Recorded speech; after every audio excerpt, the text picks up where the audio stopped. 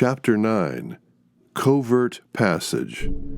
Errick awaits in the gathering dawn, aware of a strange sound. Out his window, he discerns the shape of what is probably catbait, with his arms raised, facing the sea and talking to himself. Errick strains to listen, but cannot make out the words. Catbait transitions into singing in an unintelligible language. Errick remains transfixed for a few minutes, mystified. The sun rises over the horizon of the Atlantic Ocean on the far side of Conch Key. Without benefit of direct sunlight, Errick takes advantage of the brightening sky to load the Sonny Bays. Katherine arrives and puts two and two together. "You're not going out to stand off the Bahamian Coast Guard, are you? Got any other ideas?" "Rick, it's dangerous, and you could get arrested." "Kath, I gotta do it. No choice. I'll call Bob Pembroke and get you stopped." Errick notes that Kath calls Captain Robert Pembroke Bob. He sneers, but it surprises him. He feels a tinge of jealousy. "Don't go, or I'll call the Coast Guard, Rick." "Kath, you'll only make things worse. Pembroke won't get our traps back." Frustrated, Katherine plays the only card she has left. "If you're so set on this, then I'm coming along to keep you out of trouble." Errick freezes. His body language gives away stages of inner turmoil, shock, disgust, and then he relaxes into what appears to be resignation. "Okay, if you're going along, let's get more safety gear." "Good idea," she agrees. "Let's take some signal flares," he suggests. Katherine leads Errick to the storage locker in the fish house, opens the door, and peers into the cramped aisles between shelves crammed with marine supplies. "He used to have some, Ricky. Kept them near the door. Where are they now?" "I think he moved them to the far corner," Errick offers. Katherine moves deeper into the storage area while Errick quietly opens a refrigerator and takes out a pack of flares. He backs out through the shed door and slams it shut. Katherine screams, "Rick!" Through the door, Errick raises his voice so she can hear him. "Sorry, can't risk you getting hurt." Errick locks it just before Katherine body slams it while she screams, "But I can take care of myself." "By the way, your dad keeps the flare in the fridge now. Thinks it's safer." "Shoot, Errick." She chews her lip while fingering the crucifix on her necklace. Her tone softens. "Errick, please listen to me."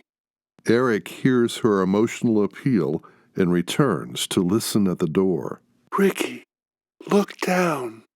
Her crucifix and chain appear from the crack under the door. "Ricky, please put it on and don't take it off. I treasure it because you gave it to me. I want you to bring it back."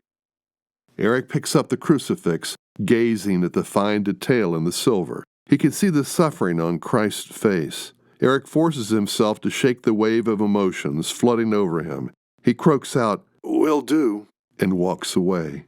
Katherine bangs on the door. "Ricky, Ricky, don't die like your father." Errick walks to the Sonny Bays, checking to see if Katherine's muffled cries have alerted anyone. He freezes at the sound of an automatic rifle cocking. A dark silhouette stands in the boat. "Jack's taking good care of it," Rod says matter-of-factly as he looks up from studying the Colt AR-15 rifle in his hands. Errick stands on the dock, hesitant to board the boat. Unfazed, Rod calmly addresses Errick again. "So, you locked her in storage?" Errick avoids sounding defensive. Trying to keep her out of trouble." "That's a switch," Rod says with a strange note of sarcastic approval. Errick can't read Rod's face, but boards the boat anyway and plops the flares down on a pile of gear. "Hey, I'll put those on my tab," he assures Rod. Rod shifts position a couple of steps and turns on a working light. He watches Errick stowing supplies. "That's Katherine's crucifix," Rod says with a tinge of surprise. Errick straightens and faces him while touching the necklace. It's a loan. She'll get it back. Rod looks away, taking a moment to gather his thoughts. He turns to Errick while raising the AR-15 to hold it across his chest with both hands. You're not taking this. Without taking his eyes off Errick, he casually tosses the weapon overboard. Errick suppresses his reflex to dive in after it, but stares down Rod. It's a Mexican standoff. Rod breaks the tense moment. Put it on my tab. Errick breaks into a nearly imperceptible smile.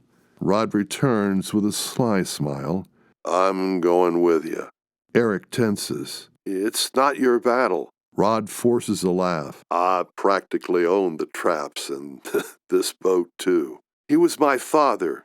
Your father is my best friend. Rod realizes he used the wrong tense. Was. He drops his voice. Loved him like a brother. Rod's words and his broken tone visibly moves Errick. After a moment passes, Errick gently asserts himself. It'll be my trip. Rod considers this and agrees. Okay.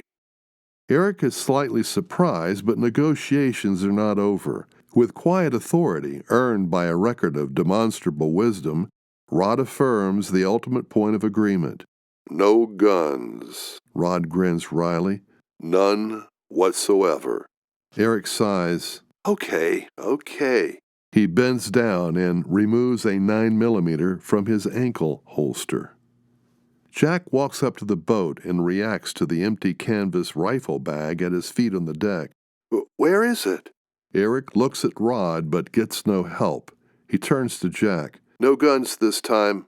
And he tosses his 9mm into the drink. A shocked Jack watches the ripples from the splash radiate across the tiny harbor. This resolute gesture from his brother, coupled with the guilt of his recent foolish voyage, seals the deal between the three men. Jack jumps on board. Mamie toodles along the dock. Did you get the bag of food I made? Yes, Mom. Thanks. Errick answers. Mamie reacts to a distant sound, then turns to Rod. Here come the TV people. Rod quickly heads off Mamie's next sentence. Yeah, I got my teeth in. Thanks, Mamie. The WTVJ News 4 sedan rolls up and Fred and Randy pile out. We brought some insurance, Fred Hammond says to Rod as he points to the 16mm Frezzolini film camera Randy carries. Asserting the captain's role, Errick answers him. Thanks, Fred. We'll need all the help we can get. Hammond glances back at Rod, who ignores him and instead focuses his attention on Errick. We've got some more gear to bring aboard, Fred announces. Errick acknowledges with a nod. Catbait appears. What we got here, Mon? The old salt points down the dock at the approaching group of half a dozen Cuban fishermen.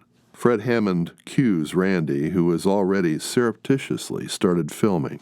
Buenos dias, Javier calls out. Those on board call out, a bit ragged with uncertainty. Good morning. Senor Rod, thanks again for the traps. Javier radiates.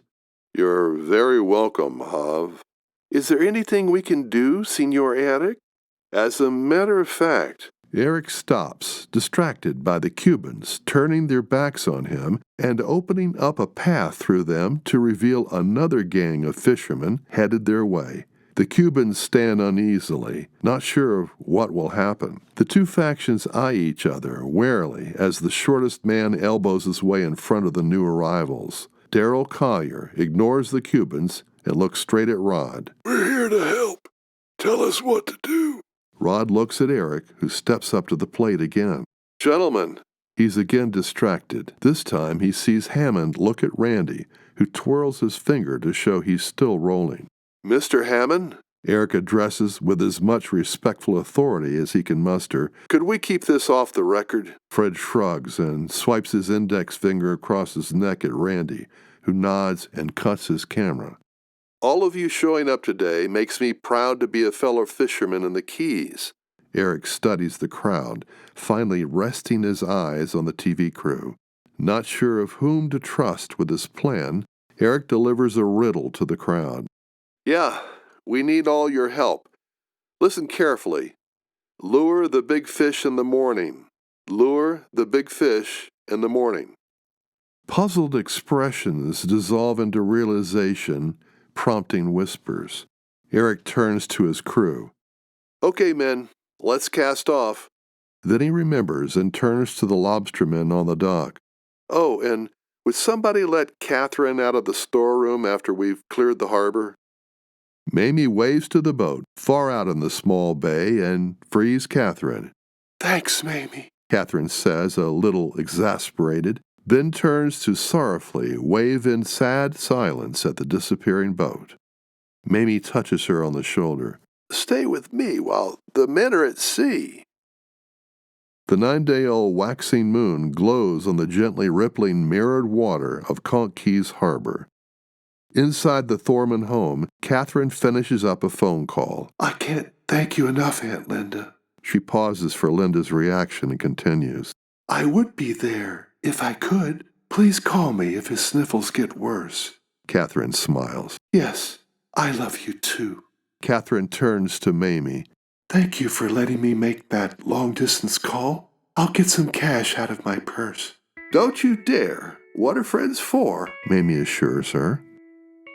If someone were to watch through the window, they would see two women sharing their hearts deep into the night until they fall asleep on the couch, despite occasional static bursts from the marine radio.